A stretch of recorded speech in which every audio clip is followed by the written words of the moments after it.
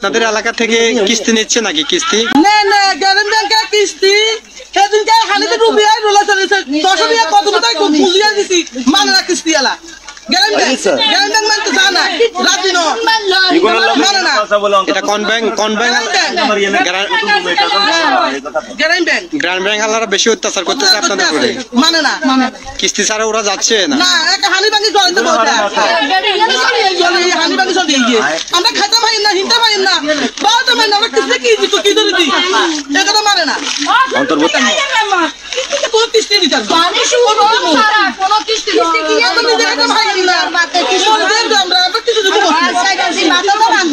আসলে কোন ব্যাংকের কিস্তি চারে আপনাদের সাথে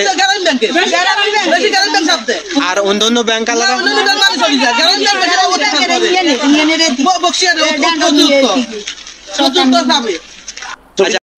এদিকে সন্ন্যাক্তার লিখেছেন, গ্রামীণ ব্যাংকের মালিক ইসুফ বলে ঝড় বৃষ্টি মানে না, কেন্দ্রে মিটিং ছাড়বো না, ওরা কেউ মারা গেলেও কিস্তি দিতে হয়। আমি 92 থেকে 2010 সাল পর্যন্ত সদস্য ছিলাম।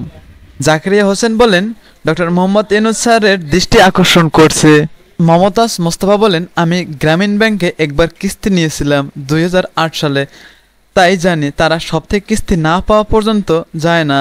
যদি কোনো সদস্যের স্বামী মারা যায় আর ওই সপ্তাহ কিস্তি দিতে না পারে, তাহলে কোদাল সাফল নিয়ে তার স্বামীর কবর খুঁজতে গেছে, তখন গ্রামবাসী টাকা দিয়ে কবর খুঁড়তে দেয়নি। এটা যশোর জেলায় ঘটেছিল।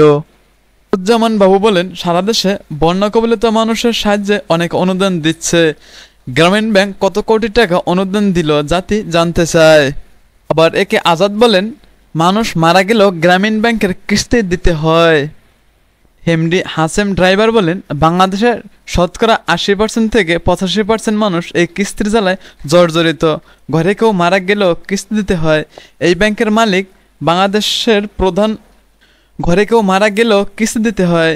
এই ব্যাংকের মালিক বাংলাদেশ প্রধান ডক্টর মোহাম্মদ ইউনূস। বাংলাদেশের নাগরিক হিসাবে সব ধরনের কিস্তি মওকুফ করে দিয়ে নতুন করে ঋণ দেওয়ার জন্য অনুরোধ জানাইলাম। এক দফা এক দাবি, কিস্তির জ্বালায় যারা ভুক্তভোগী। এদিকে কামাল খান লিখছেন, আল্লাহ তুমি বাংলার মানুষের হেদায়েত করুন। সোহেল রানা বলছেন, বন্যা কবলিত এলাকায় কিস্তি মাফ করা দেওয়া উচিত। এদিকে এমডি সেলিম মাহমুদ লিখছেন, গ্রামীণ ব্যাংকের একটা প্রবাদ আছে যে, ঝড় তুফান মানবো না, স্বামীর কথা শুনবো না, কেন্দ্রে ঘর ছাড়বো না, আর যদি কেউ কিস্তি দিতে না পারে 40 জন গ্রুপ সবাই ওই একজনের টাকা ভর্তুকি দিয়ে কিস্তি পরিশোধ করতে হয় এবং ওই টাকা না নেওয়া পর্যন্ত কিস্তির স্যার বাড়ি ছাড়েন না এবং প্রতি সপ্তাহে কিস্তি মিস করা যাবে না। হ্যালো বন্ধুরা, ভিডিওটির কমেন্টসগুলো কালাসাধক এক্সপ্রেস পেজ থেকে নেওয়া হয়েছে।